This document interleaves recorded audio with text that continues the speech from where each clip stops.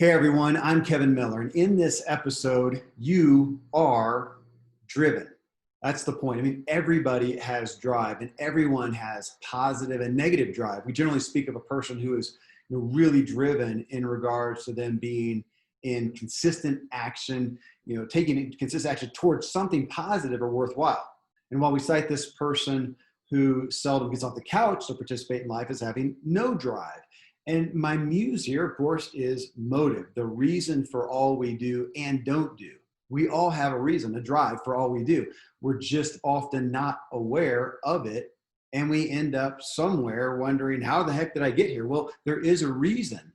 There's something was driving you to that place. And I can show you, two people with the same hard circumstances. That was the primary ingredient in their drives. It took them very different directions. One's driven to overcome and achieve and do great things.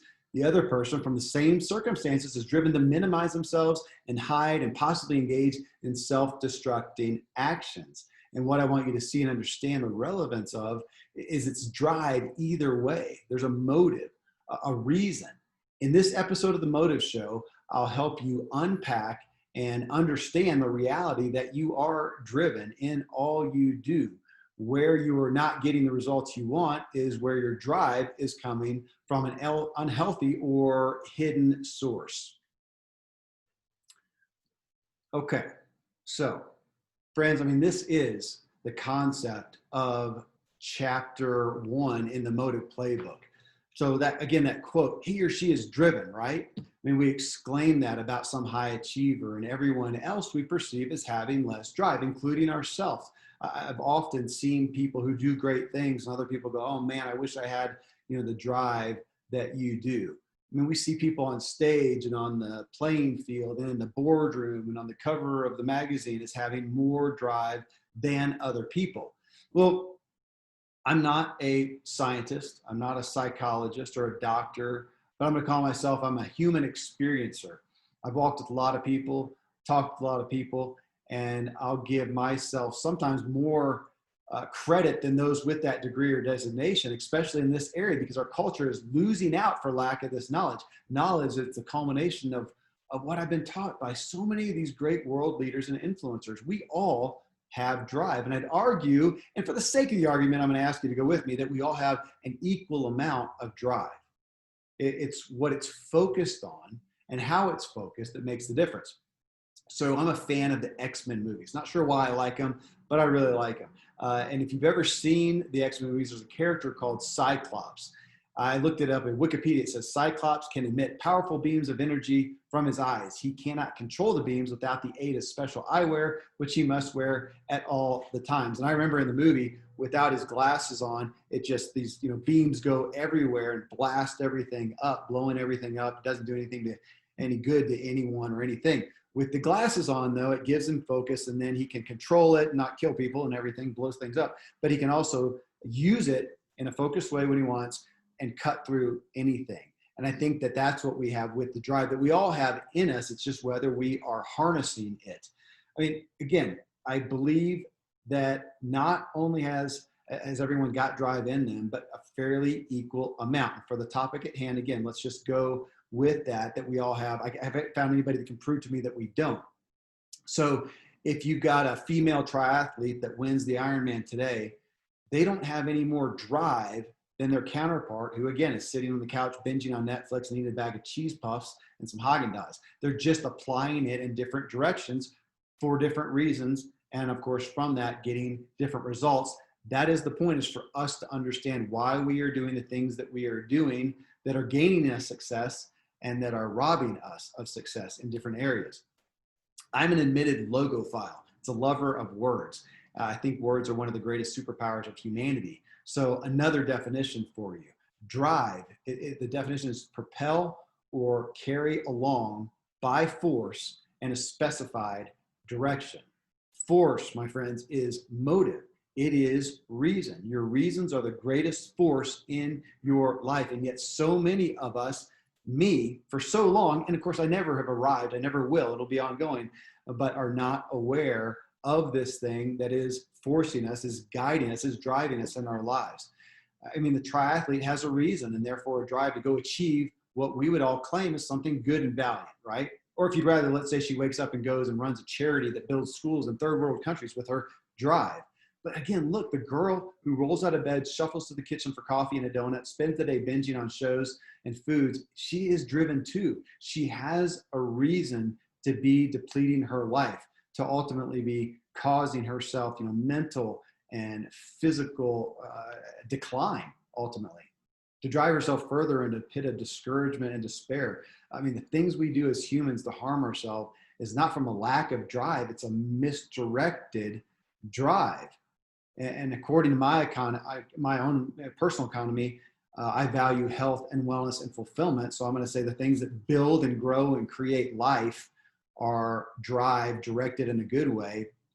The things that harm us are drive directed in a bad way. And again, that's what we all get up and face. So if we got up with that perspective of, okay, today I'm going to wake up, I have drive, I have reasons of doing things, from a spiritual aspect, not to go down that road too far, but we would say, we have the higher self and, we have the lower self. And who are we going to listen to today? There's a lot of stories and analogies around that. What are we going to put our drive towards? And we get up every day and deal with that and deal with our flesh is how we term that.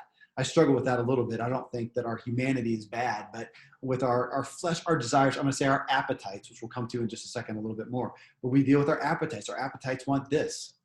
And yet our soul, our deep longings want something different. And there's a quote that is something to the nature of we often, give up what we ultimately, want for what we just want right now. And that is so true, but that is us as humans, not to be negative on humanity. I mean, it's just like a kid. If it tastes sweeter, why wouldn't you want that? I get that. We all know that. It's elevating our appetites, which is the key. And that's actually something we'll talk about in a later episode. But what I would do want to cite, the former person that I talked about, like the triathlete or the person doing great works and achievements and great feats, they know what is driving them. That's what's key here. They know their reasons. They're in agreement with their reasons, while the person driving themselves to despair is generally unaware of the actual drive. They may even be aware of what they're doing and that it's not good, but they don't really know why. They don't know their motive. They don't know their reasons. And they'll likely claim victimization, and I sure don't discount that as well. I mean, horrible things happen to people, but more horrific than any act or incident or circumstance is when the injustice is embraced and agreed with. And the person's then forever driven to minimize and harm themselves. It's like, a knife falling out of the sky and impaling me. And from then on, I accept that, it's just my lot in life. Now I every day pick it up myself and impale myself personally. I mean, it sounds harsh, but, and you know what? I want to say, admittedly, in my privileged life, I have not been victim to much. But man, I've talked deeply with people like John O'Leary. I mean, the guy blew himself up at age 9, third-degree burns over like 86% of his body. No way he should have even lived. He did live. He's handicapped. He doesn't really have hands. And yet, I've done 2 shows, I think, with him now, 2 or 3 shows. And the guy is just joy. I literally asked him, if he could go back, of course, would he change that? And he said, no. I really grappled with that a long time. Seriously, you'd let yourself get burnt up like that and deal with that? But he loves his life and the redemption of his life, which redemption's not guaranteed, but he has redeemed it. He chose it. He made those choices. Deborah Smith Piguet, I had her on a podcast recently. She was poor. She was abused. She was in a minority race. She was beaten down.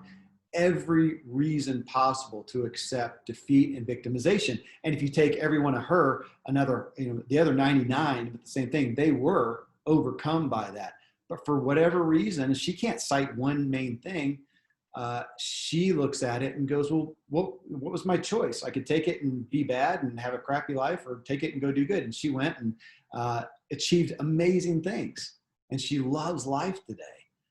And I say that it's not easy. And again, I'm not saying that from a place of me overcoming some dramatic things, but these people that I sit with, it makes me feel really called to the carpet to go, oh my gosh, why am I complaining about anything? Why am I minimizing anything? Why am I not doing more? Now, even as I say that, I want to cite my buddy Tom Ziegler, and he said this probably 2 months ago, and it has stuck with me so often. He says, we want to have the highest standards. Okay. Well, I'm good with that. Highest standards, part of my DNA. I mean, I don't say that with pride and ego, but I was bred that way. I like highest standards. That was also my downfall.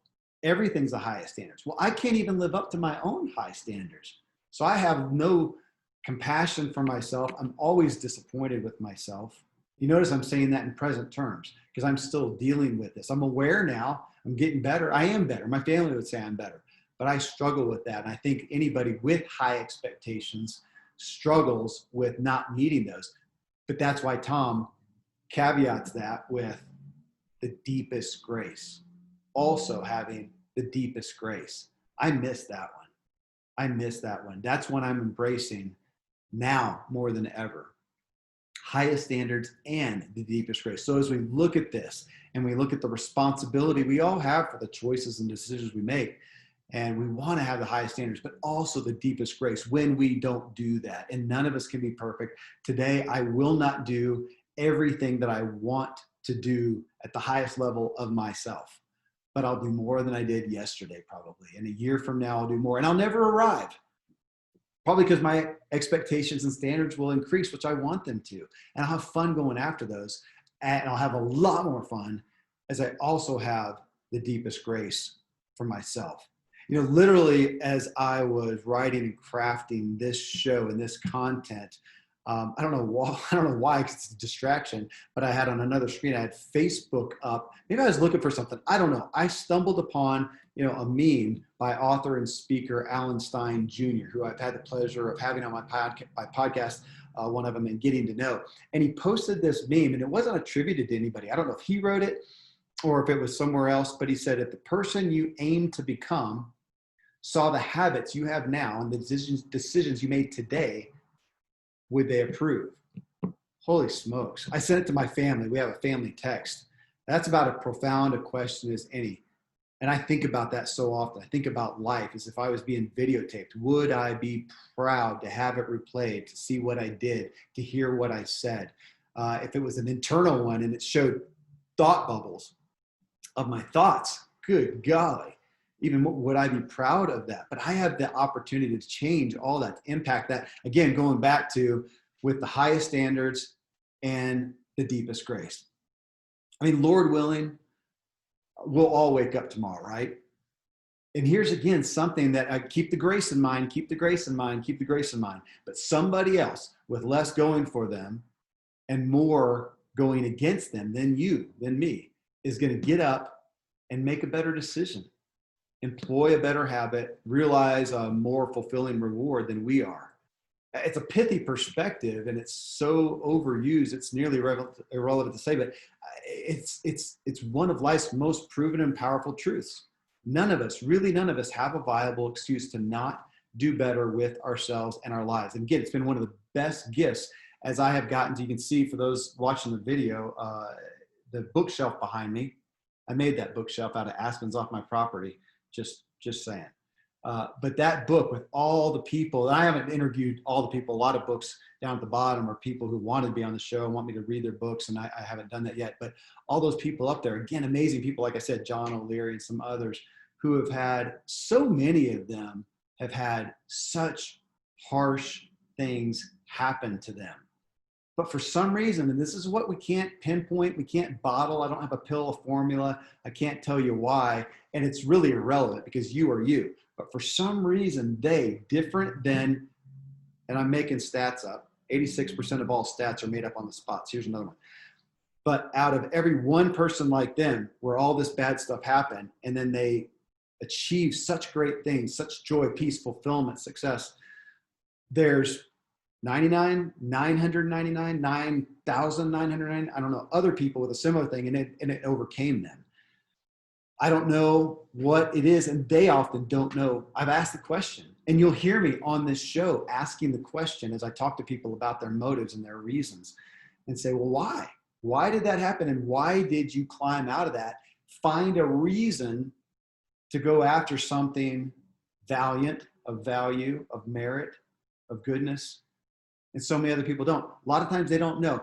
Though I will say a lot of times they'll cite a person that came into their life and offered some encouragement. But we can't manifest that person in our lives. We can go out here and put good input in and become that person for ourselves and say, look, man, there's no reason I can't make a better decision. That should be exciting, not guilt-laden. But there's no reason I can't make a better decision and get a better outcome.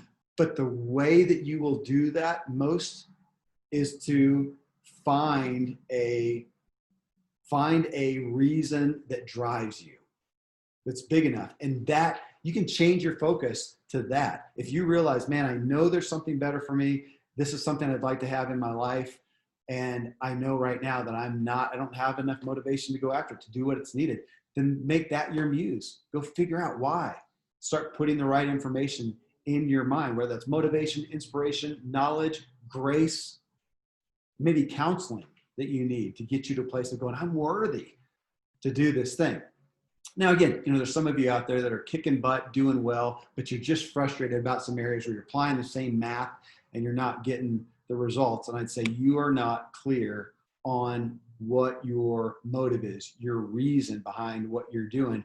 And there's probably something driving you that you are unaware of. And that is, again, the story of my life. I don't have some big tragedy to outlay to you that I overcame, but I can show you a lot of problems in my life that came from not understanding what was really driving me. It was from some unhealthy issues, my own baggage, my own self-image issues, and things that I wanted to be seen as, not be seen as, yada, yada. In an upcoming show, I'm going to be talking in depth about some of the drives that give us life and give us death. And it's drive all the same. So important. Quick case in point. Here in America, we have more knowledge and wisdom more readily available on physical and mental health than ever. We pride ourselves in our ingenuity, our smarts, right? Our intellect, our skill. And yet with every health marker that exists right now, we're plummeting, spiraling down. In every sense of the word, we're killing ourselves. It's catastrophic, the healthcare system and what we're doing. Why? It's because we're being driven by what? Our appetites.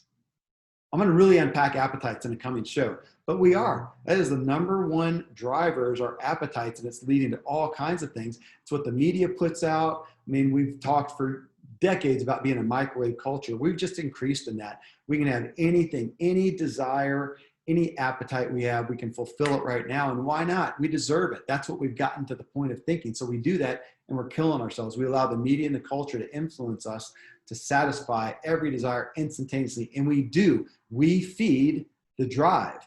And I don't think we're ever going to change our desire to feed our appetites. Our only option is to get better appetites. But those appetites those are primary saboteurs driving all of us. And again, we'll get into this more, but the purpose here, again, is to dispel the myth about drive. We are all driven to go wherever we go. And that's the result of why we are where we are. I'm a big fan of Frederick Buechner. It sounds, you say it looks like Buechner. It's Buechner, Frederick Buechner. His writings, big fan of his writings. A quote of his that's always stuck with me is this. He said, "Thus, when you wake up in the morning, called by God to be a self again, if you want to know who you are, watch your feet, because where your feet take you, that is who you are." So there's a funny statement in our family when you say something that's just kind of redundant. You say, hey, wherever you go, there you are, But because where your feet take you, that is where you are. When I read that, it was just so convicting. Nobody forces me to do anything. I wake up in the morning, I put my feet down on the floor, and they take me wherever my mind desires to go. Wherever I have a reason to go, it takes me. It takes me to brush my teeth because that's the first thing I want to do. Usually the first thing I want to do after that is get a drink of water, and then I'm going to go to the bathroom. It takes me where I have a reason to go, and I make good decisions, bad decisions, and my feet take me according to the reasons I have. If you have the awareness and will to be listening to this message, I can safely say you have, at every direction you turn, you have a decision to make that you have control over. And it's a decision with a reason behind it. And wherever you are is a result of that decision. If If you find yourself in a place you don't like, I submit you are not aware of the motive, the reason driving you that direction. I mean, again, it's my story. It's why I ended up on the winner's podium of a bike race, because I had clear motive I was aware of and in agreement with. But the reason I ended up living month to month with lots of debt, no matter if I made $1,000 in a month or $20,000 in a month, because I was unaware of my financial motive or some motives attached to my finances that influenced my finances and what was driving me. When I finally became aware, it was like an aha moment. At the time, I was not having grace for myself. It was a lot of shame. I became aware and I looked back, oh my gosh, really? But I readily recognized that I was not in agreement with that drive, and I turned away from it. I consciously changed it. And it was almost like a boom of clarity to me. Now, again, I wake up the next morning and my mind's still the old mind, and I have to remember that. You know, I've often thought I want 50 tattoos of all the things I try to remember. I literally take Sharpies sometimes and write them on my hand, stick notes in my pocket. And that could be one is, hey, remember what's driving you today in this area that's not doing you any good? Don't do that. Let's put it out on the table and walk around that sucker, wave by and walk around it. And I may have to do that every day. I may have to do that every day for the rest of my life. But I'm aware of it now. And now I make different choices. Awareness is a hard fought treasure, maybe our most valuable commodity. So the question for you and me as we look at the areas of our life that we care about is auditing how fulfilled we feel in each area. What is driving you? And here's a big one, folks. I believe everything we do is out of self-interest. I mean, I come from a faith-based background and we're supposed to be selfless and die to self. There's a context to that. Don't take that scripture, that perspective in and of itself. That's in the context of a whole lot of things, okay? We all function out of self-interest. Even when we're helping others, it's from self-interest. Favorite book of mine is called Awareness by Anthony DeMello, Jesuit guy. And he talks about this. He says, don't kid yourself. When you're out there serving other people, you're doing it because it makes you feel good. And that's great. Better to feel good serving other people than to feel good killing people. It's great that it's to our good cause, that your drive is going to a good cause. But it's still in self-interest. And I think this is just flat out being human. I had a pastor one time talk about that. He said, man, read the Bible. We have a self-interested God. You're made after his image. You're self-interested as well. That's not a bad thing. That's being human. Don't be down on yourself. But you can use that self-interest for good or bad. It's like Dave Ramsey back in the day talking about a brick is a brick. You can throw it through somebody's window or build an orphanage. Money's the same thing. It's not bad or good. It's just something. It's what you do with it. So our self-interest, it can drive us to push others down and glorify ourselves. We would call that narcissism and bad. But if your self-interest drives you to lift others up and put attention on them and not yourself, well, then that's, good self-interest. You do it because you believe in it and it fulfills you. If you know someone who serves others and, plays the martyr, that's self-interest, man. They're feeding a need inside themselves, an unhealthy need, but it's still self-interest. So I'd ask you to admit and accept that. Take your self-interest and decide how you want to fulfill it, good or bad, to build, a castle, or to build your own castle, or to build others, or both. Some of the people that I know that build the best castles for other people, care for people, they also are very well taken care of as well. And I've learned to not look down on that. It's as a myth on my own part. But when we look at these things that drive us, that give us a reason to do whatever we do, good and bad, we can look to some of these things, okay? This is an interesting little exercise. On the positive side, sometimes, again, things that drive us. Think about yourself. What's driving you? Sometimes we truly want to help people, right? To lift them up. Sometimes people do this from a full heart that gains joy and fulfillment from bettering others' lives. That's beautiful. I mean, you fulfill yourself and them. Many help out of their own hurt.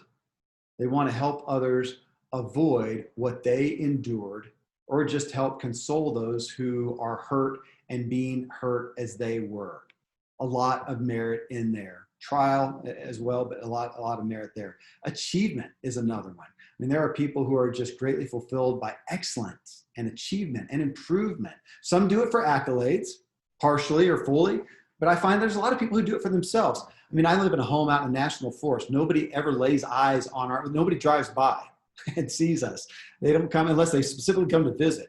So not a lot of people hanging out, coming by there other than family and close friends. My wife loves to plant flowers all around in the summer. She doesn't care if anyone sees them but her. She says, they give me joy to see when I come outside or arrive home from somewhere.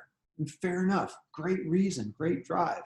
Many people love creating beauty and perfection because it lifts their soul. And that's healthy. Security. And I have, in my lifetime, I've been tempted to downplay security and safety. And it's not fair. I do so much for my own security, maybe in a different way than the norm, but my physical strength and wellness and ability and capacity, it's a primary area of security that I desire. Mental strength and wellness as well. I do much in these areas just for me and me alone. It's a great driver to me, a huge reason. Many want security financially, which is one that unfortunately I never cared a whole lot about. I need to. My wife would say, I wish you'd like a little more security, over there. But financial security in our work, our relationships, our spirituality, those are good things. Those are good reasons. Justice and fairness. It's a big motivator for a lot of people, big reason, a driver. My brother, Jared, he's devoted so much of his life to fighting for the justice of the most marginalized people on the planet. And do I care about these people when it comes down to it? Absolutely. Man, I can get enraged by the injustices, but it's not a primary driver for me. I love that it is for him and many others. In the Motive podcast, episode 2 with Sean Askinosie, you can hear his great joy and fulfillment in defending his criminal defense lawyer, defending someone who was in fact innocent.